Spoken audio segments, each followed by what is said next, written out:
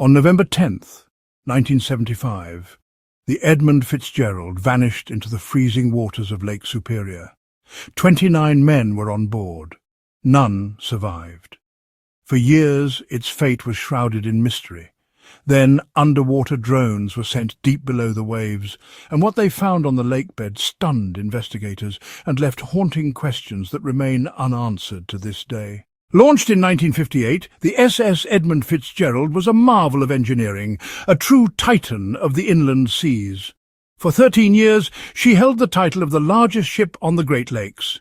At 729 feet long and powered by a 500-horsepower steam turbine engine, she was built for speed and sheer capacity. To the sailors who worked the lakes and the communities along the shores, she was more than just a ship.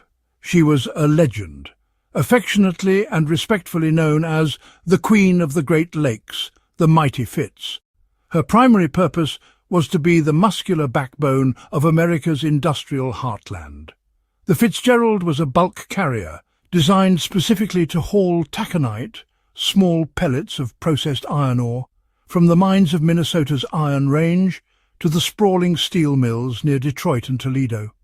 On each trip, she could carry a payload that would eventually become the steel skeletons of thousands of automobiles. She was a workhorse, consistently breaking her own records for the largest single cargo haul, a testament to her design and the relentless demand of mid-century American industry. On the afternoon of November 9th, 1975, the Mighty Fitz slipped her moorings in Superior, Wisconsin.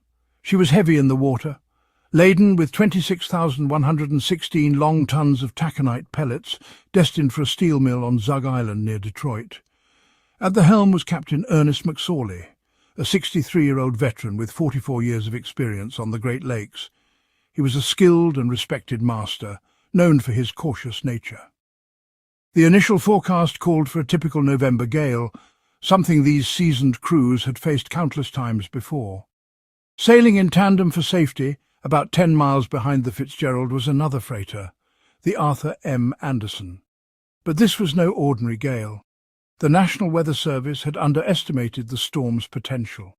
As a powerful low-pressure system moved out of the plains, it began to draw immense energy and moisture from the relatively warm waters of Lake Superior. This meteorological bomb was rapidly intensifying.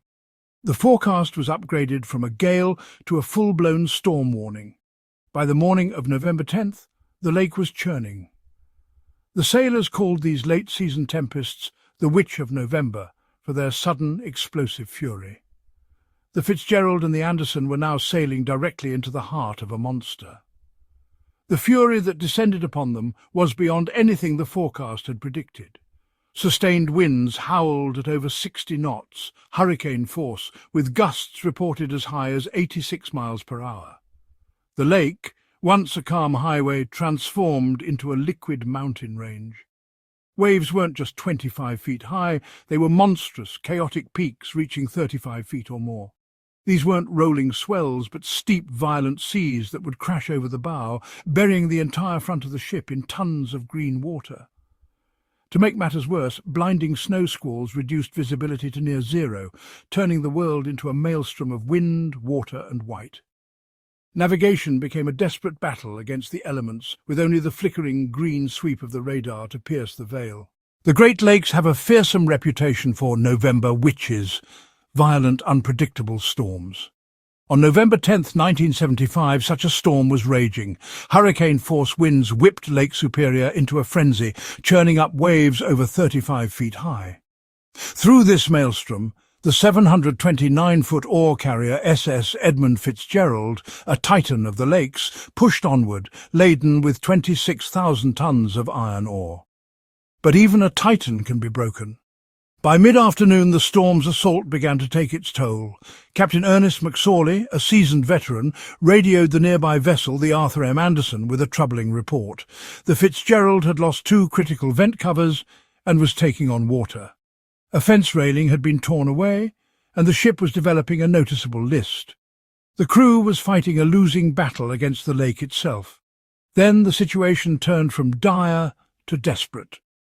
McSorley delivered the worst possible news for a navigator in a blizzard. Both of his radars were out. The Fitzgerald was now flying completely blind, surrounded by darkness, driving snow and mountainous waves. Their only guide to the safety of Whitefish Bay was the voice of Captain Bernie Cooper on the Anderson, who was tracking the wounded giant on his own radar.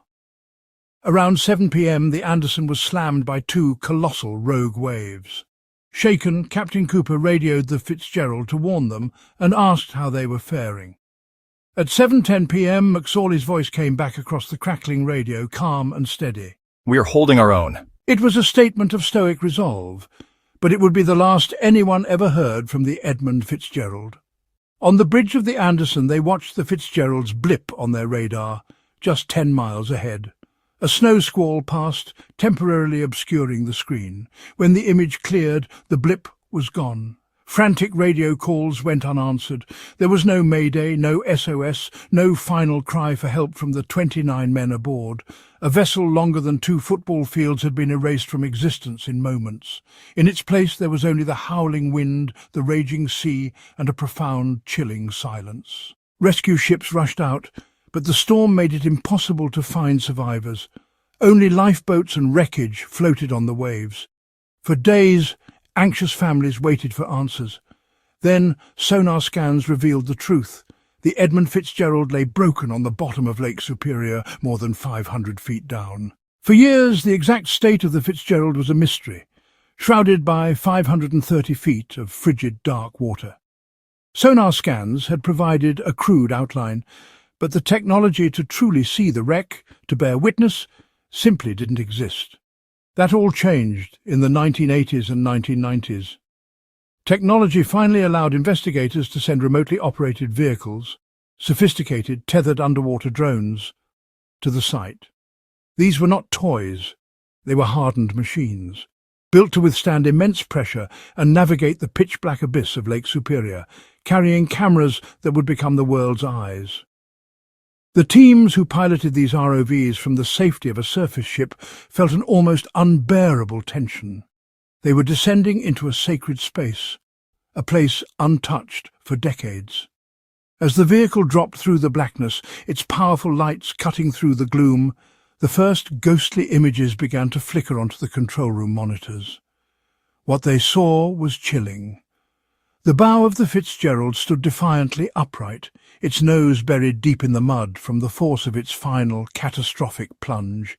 It was a silent, imposing monument. The ROV's lights swept across the hull, revealing the ship's name, EDMUNDFITZGERALD, still clearly visible, a haunting declaration of its identity. The anchor chains were still in place, the deck eerily intact. It was as if the front third of the ship had simply settled onto the bottom, waiting. But this was no peaceful resting place. A short distance away, separated by a devastating debris field, lay the stern. It was found about 170 feet from the bow, a testament to a swift and violent breakup. The entire section was inverted, a mangled, upside-down wreck of twisted steel. The rudder and propellers were still attached, a frozen snapshot of the immense power that had once driven the mighty vessel through these same waters. Between the two colossal pieces of the ship, the lakebed was littered with the Fitzgerald's final cargo. 26,000 tons of taconite pellets were scattered across the lakebed like the dark, metallic bones of the ship itself, creating a desolate, alien landscape. The footage showed lifeboats, which should have been instruments of salvation, crushed like toys. Steel plates, inches thick, were ripped open as if they were paper, their jagged edges speaking to the incredible forces that sank her. This visual evidence was crucial. It fueled years of debate among experts. Did the ship break in half on the surface during the storm? Or did it nosedive, striking the lakebed with such force that it shattered on impact? The silent images from the deep provided the clues, but no easy answers.